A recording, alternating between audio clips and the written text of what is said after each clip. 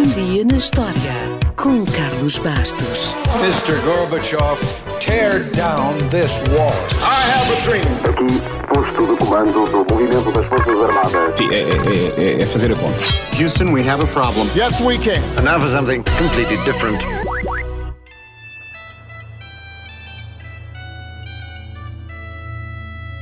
Hoje celebramos o dia em que a nossa independência foi restaurada. E se foi restaurada, isso quer dizer que a determinada altura a perdemos. E a nossa história começa precisamente aí.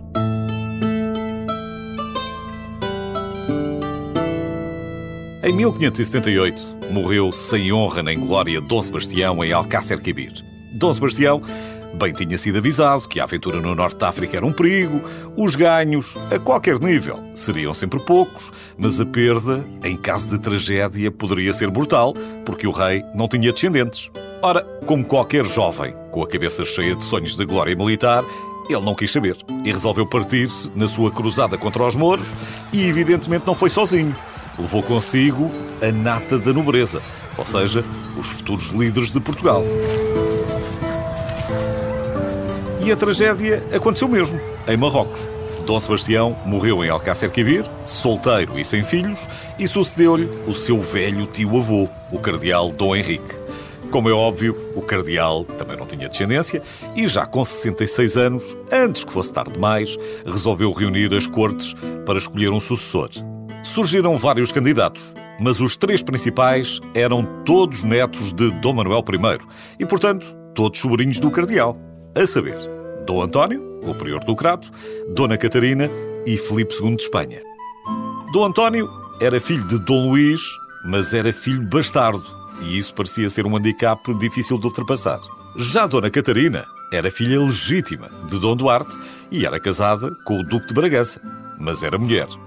Filipe II, por seu lado, não só dispunha de tanta legitimidade como os primos, como ainda tinha a seu favor o poder e o dinheiro.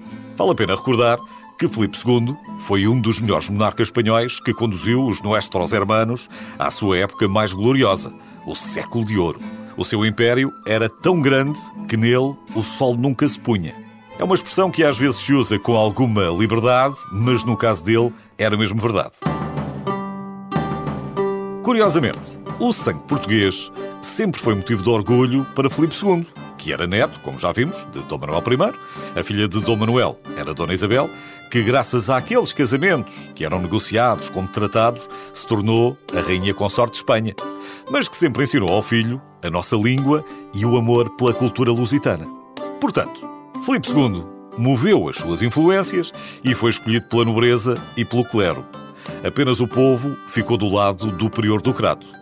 Quando o cardeal morreu, ainda existiram algumas batalhas e retiradas estratégicas, mas Filipe II viria mesmo a ser coroado rei de Portugal e terá declarado: Portugal, herdei-o, paguei-o e conquistei-o.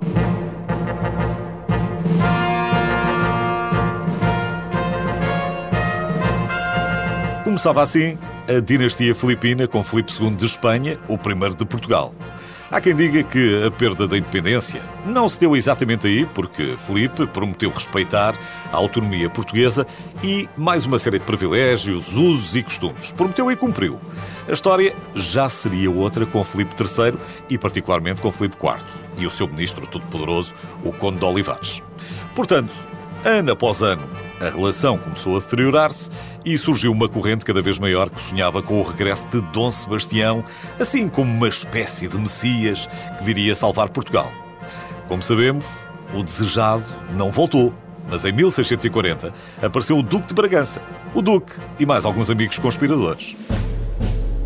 Na manhã de 1 de dezembro, várias dezenas de conjurados invadiram o Paço da Ribeira, em Lisboa, para derrubar a dinastia espanhola. Miguel de Vasconcelos, que representava os interesses castelhanos, foi morto e atirado pela janela. E foi do balcão do Paço que o Duque de Bragança foi proclamado rei, o rei Dom João IV. No entanto, a restauração da independência só seria reconhecida depois de muitas batalhas e escaramuças com os espanhóis, quase 30 anos depois, com a assinatura do Tratado de Lisboa.